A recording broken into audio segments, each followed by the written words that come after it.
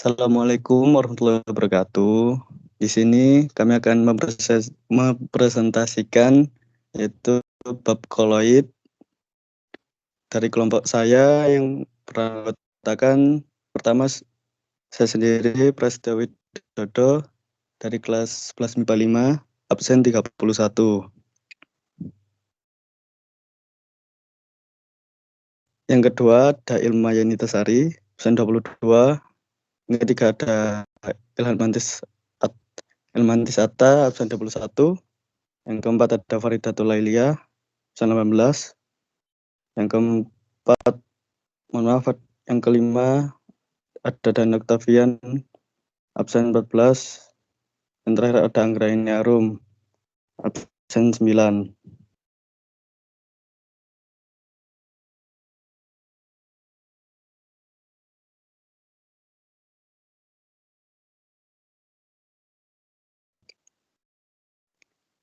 Oke, yang pertama yaitu pengertian koloid.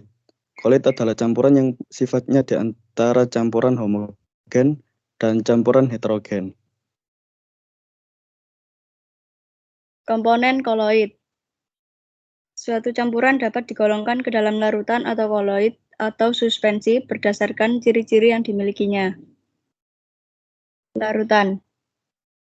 Ciri-ciri larutan yang pertama, homogen, jernih, satu fase, tidak dapat disaring, tidak memisah atau stabil, dan diameter partikelnya kurang dari 1 nanometer.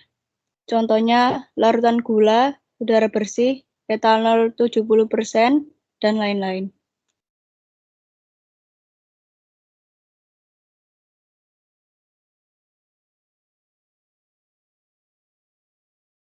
Ciri-ciri koloid. Pertama, homogen secara makroskopis, tetapi heterogen secara mikroskopis. Kedua, tidak jernih. Ketiga, dua fase. Yang keempat, tidak dapat disaring kecuali dengan penyaring ultra. Kelima, umumnya stabil. Yang keenam, diameter partikel antara 1 sampai 100 nanometer. Contohnya, air sabun, susu, mentega, santan, dan lain-lain.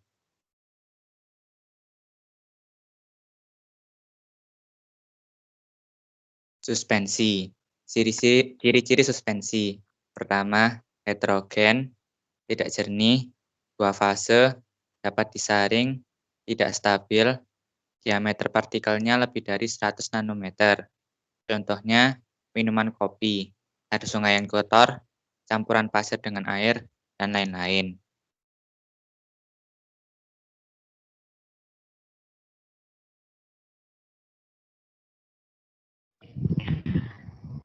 Sistem koloid. Sistem koloid dibagi menjadi dua bagian, yaitu fase terdispersi dan medium pendispersi.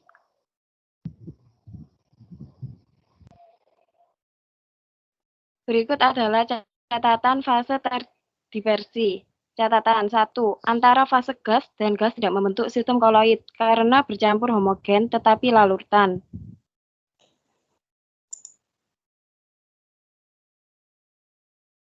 Berikut ini adalah tabel jenis-jenis koloid.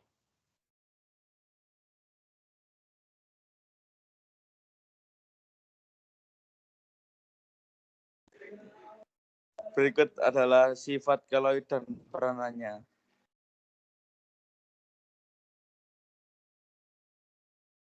Sifat koloid dan peranan dalam kehidupan sehari-hari.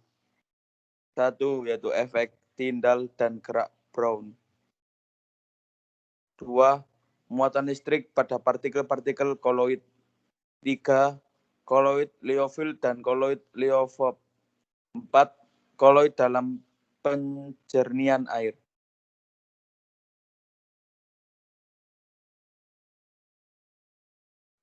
Efek tindal adalah efek penghamburan cahaya oleh partikel-partikel koloid.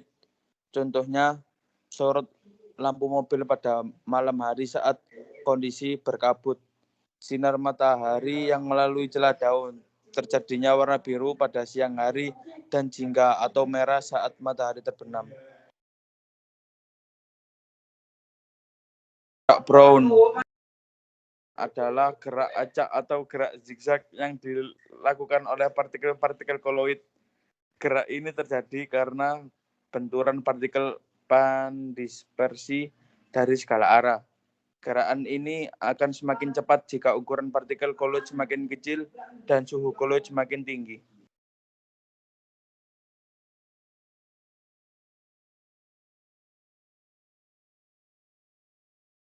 Elektroforesis adalah pergerakan partikel koloid menuju elektroret karena pengaruh medan listrik. Manfaat elektroforesis yaitu untuk identifikasi DNA, memproduksi barang industri berbahan karet, dan penyaring debu pada cerobong asap pabrik.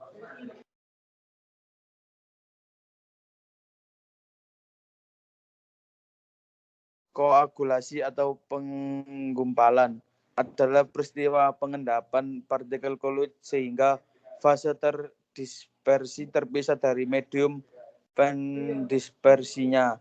Hal ini terjadi karena hilangnya kestabilan untuk mempertahankan partikel agar tetap tersebar di medium pendispersinya. Koagulasi digunakan untuk penjernihan air dengan menambahkan tawas. Pengolahan karet dari lateks dengan koagulan berupa asam format dan lain-lain.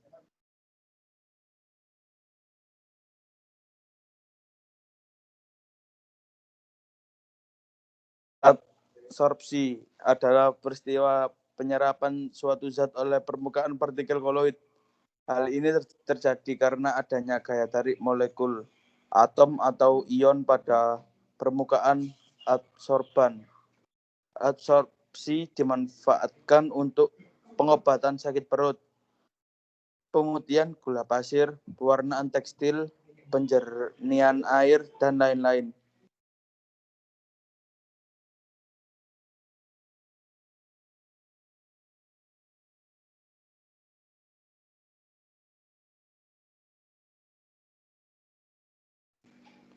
Koloid liofil adalah suatu koloid yang fase terdispersinya dapat menarik medium pendispersi yang berupa cairan akibat adanya gaya van der Waals atau ikatan hidrogen. Jika medium pendispersinya berupa air, maka disebut koloid hidrofil. Koloid liofop adalah suatu koloid yang fase terdispersinya tidak dapat mengikat atau menarik medium perdispersinya. Jika medium perdispersinya berupa air, maka disebut koloid hidrofob.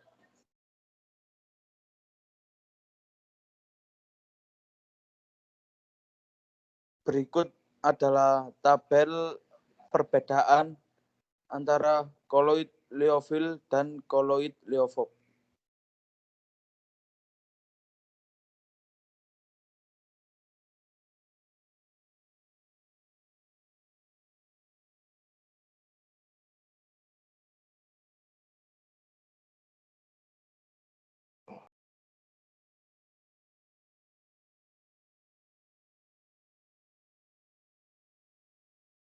Dalam kehidupan sehari-hari, proses pengolahan air secara sederhana dapat dilakukan melalui 3 tahap. Yang pertama, koagulasi, yang kedua penyaringan, yang ketiga disinfektan.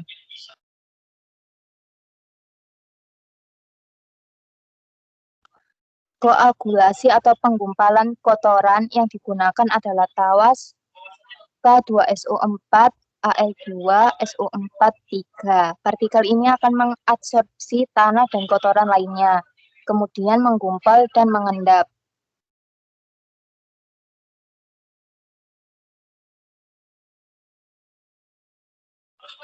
Hasil dari koagulasi dipisahkan dengan cara penyaringan. Hasilnya air menjadi jernih. Penyaringan yang biasa digunakan adalah lapisan pasir, kerikil, dan ijuk.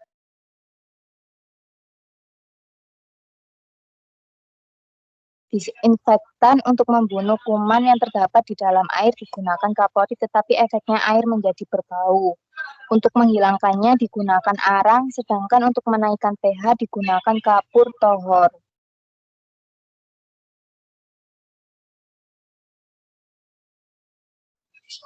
Pembuatan koloid.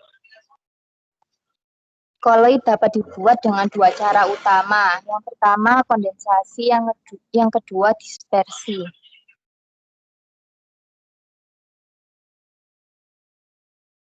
Kondensasi. Cara ini merupakan cara kimia meliputi A. Reaksi hidrolisis. Contoh reaksi pembentukan sol FeOH3.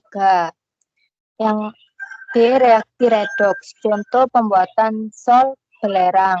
C. Reaksi dekomposisi rangkap. Contoh reaksi pembuatan sol AS2S3 dari reaksi antara larutan H3ASO3 03 dengan larutan H2S. D. Reaksi pergantian pelarut. Contoh proses pembuatan larutan jenuh kalsium asetat. Cara kondensasi yaitu mengubah partikel-partikel larutan yang terdiri dari molekul-molekul atau ion-ion menjadi partikel koloid. Cara dispersi yaitu pembuatan koloid dari suspensi kasar. Pembuatan koloid dengan cara dispersi dapat dilakukan melalui beberapa cara. Yang pertama, cara mekanis. Yang kedua, cara peptisasi. Yang ketiga, cara busur Bredig atau elektrodispersi. Yang ketiga, cara homogenisasi.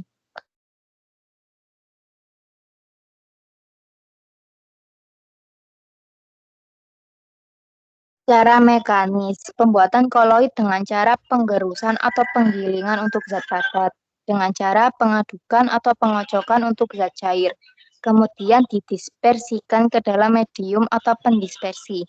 Pada umumnya ke dalam sistem koloid yang terbentuk ditambahkan zat menstabil yang berupa koloid pelindung. Contoh, belerang halus ditambah air menjadi sol belerang.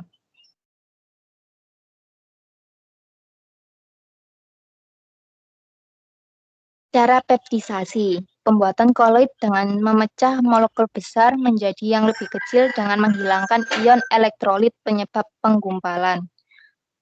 Contoh, endapan AlOH3 dipeptisasi oleh AlCl3 agar-agar dipeptisasi oleh air, nitroselulosa dengan aseton, dan lain-lain.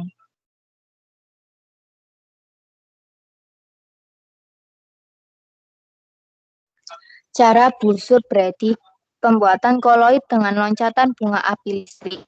Cara ini biasa untuk membuat sologam. Cara busur Bredig ini merupakan gabungan antara cara dispersi dan kondensasi. Contoh pembuatan sol platina dalam sol emas.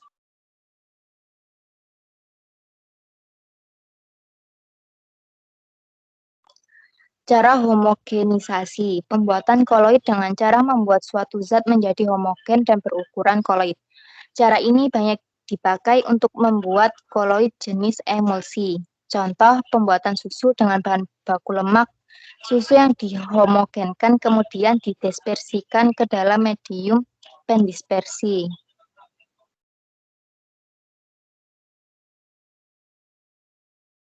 Sekian dari kelompok kami.